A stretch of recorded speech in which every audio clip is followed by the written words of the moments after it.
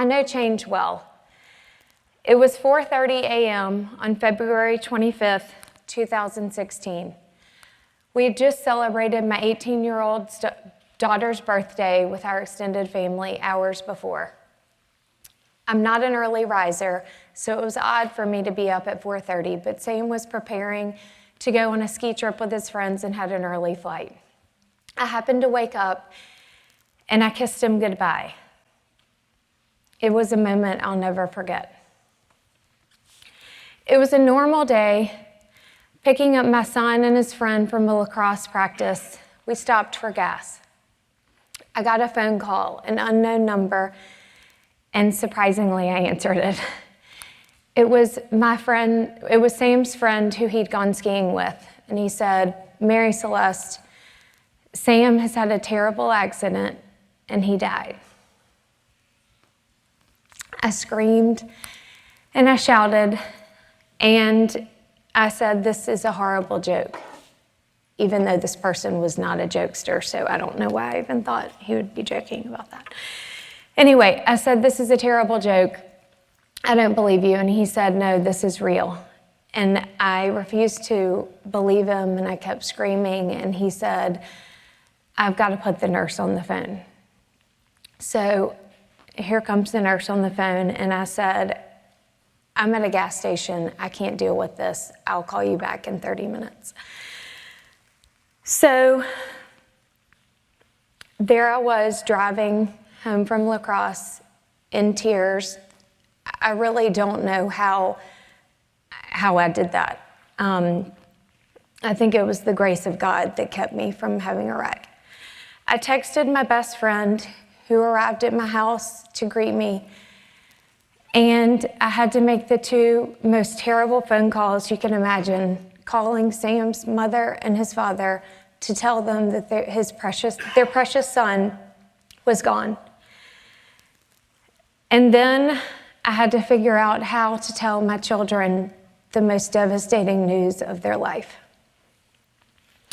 I had lost my best friend of 23 years, the love of my life, the father of my children, and they had lost their dad and their hero. This was beyond change. I was shattered. I quickly realized that no one knew what to do. I certainly didn't know what to do. My friends didn't know what to do. My children's friends didn't know what to do. Their families didn't know what to do. We didn't know how to get through this loss. We didn't know what to say or do. Of course, we live in the South, so there were a lot of flowers and casseroles. We were all in uncharted territory. This was a life-altering shift for me, my family, and the Blackberry Farm family. They had lost Sam, who was their visionary hero, their friend, and their colleague. In that moment, I realized there were some things central to our lives, rooted in our hearts, that have to be beyond change, things that I could not change. I had to get beyond being shattered. I felt broken. If I would let it, this could break me, which would also in turn break my children, my everything, and I could not let that happen. The hopes and dreams long created could not die with Sam. Through the tears, I saw that. I saw our roots to the land and the beloved people, and I knew what I had to do to keep hope alive. There were crucial things I realized that could not be allowed to change. First, Sam and I had created our life together for ourselves and our family at Blackberry Farm. That could not change. My children needed hope for the future. That could not change. Our Blackberry Farm family had to know that our dream was still alive. That could not change. Those core people and traditions were rooted in our hearts, unchangeable. This was mine to do. And so, unplanned, I found myself standing up at Sam's funeral with no notes, nothing. I just walked up there to share a message a message of hope, a message to my children that we were going to be okay, despite not having a clue how that was going to be the case. I needed to give a message to our community of friends and family that were filling the church and my heart with hope, to tell them that we were going to be okay.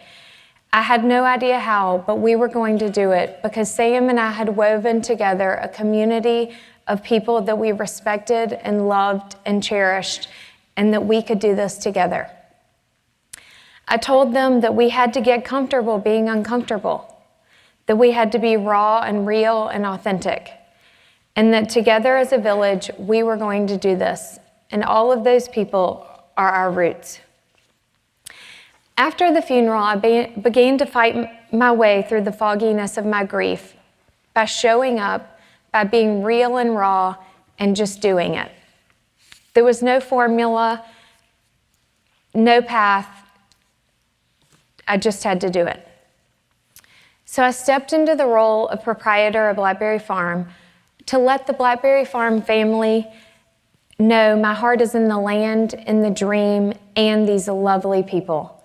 That there are things so precious to be beyond change, those deeply held things in our hearts that are rooted in our family. It was my turn to nourish our shared vision. And so we lit the fires again. And we did it together with a positive outlook and a determination to carry on Sam's legacy. We held that legacy dear because it contained all that was golden about Blackberry Farm and our family. One of the keys to change I discovered is to clearly know what we are not willing to change. To stand in the face of tragedy and say, no, I will not change. No, we will not lose Sam's vision. No, we will not change our goals, standards, and traditions. No, we will not lose our dedication to create unique experiences at Blackberry Farm for our guests so that they leave with lifelong memories. But of course, there was change after Sam died. Change starts in baby steps. For me, that day in February, it was me putting the car in drive. It was breathing and praying for 35 minutes through tears on the way home. That 35 minutes turned into hours and then days, and now over a year. There are things on which I would not waver. I knew that.